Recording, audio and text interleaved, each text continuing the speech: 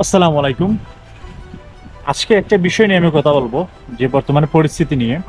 মানে এইটা না, মূলত হচ্ছে যে আমি কয়েকদিন আগে আমার ইউটিউব চ্যানেলে একটা ভিডিও আপলোড করছিলাম। আমি জাস্ট যারা নতুন আসবে আর কি তাদেরকে উৎসাহিত করছিলাম যে ভাই না, আসেন আপনারা ইউরোপে আসেন, এখানে আসলে হয়তো আপনাদের ভালো ফেসিলিটি পাবেন, ঠিক আছে। মানে যারা নতুন আসবে তাদেরকে আমি জাস্ট উৎসাহিত করছিলাম। তো আমার ওই ভিডিওর কমেন্টে এক আপু একটা কমেন্ট করছিল, যে মানে আমি আপনাদেরকে স্ক্রিনে দেখাইতেছি যে জিনিসটা যে এরকম, যে ভাই দেশে তো ফাঁকিবাজি করছেন, লেখাপড়া করেন নাই, তো আপনি কি বুঝবেন। তে এখন আমি ওই আপুটারে জাস্ট এই জিনিসটা বলতে চাচ্ছি, যে এখন দেখেন দেশের পরিস্থিতি। বিদেশ যে ইউরোপে যে শুধু অশিক্ষিত মানুষ আসে এমনটা না, কত ভালো ভালো স্টুডেন্টরা যে আসে এগুলা বলার মতো না। আপনি জানেন হয়তো বা আমাদের দেশ থেকে বেশিরভাগ মানুষ স্টুডেন্ট বিষয়ে আসে ইউরোপ দেশে। তো আমার এটা বলার কারণ হচ্ছে, সবাই তো চায় না যে আসো ইউরোপে আসার জন্য বা বিদেশে আসার জন্য। দেশে ভালো করে পড়াশোনা করে, মানে অনেক ভালো স্টুডেন্ট আছে আমাদের দেশে, তারা চায় যে দেশের মধ্যে ভালো একটা কিছু করার জন্য। যখন দেখে কিছু করতে পারতেছে না, তখন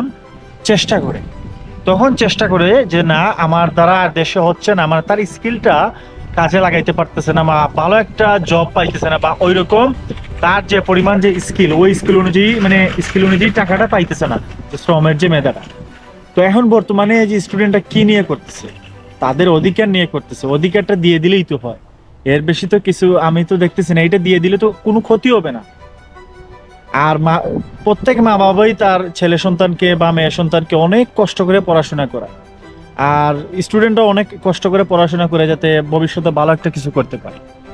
তো আমি এই কমেন্টের এই যে মানে এইটাই বলতে চাইতেছি, যে এই যে আপুটা কমেন্ট করলো, আশা করি এখন বুঝতে পারছে আপুটা আসলে আমি কি বুঝাইতে চাইছিলাম।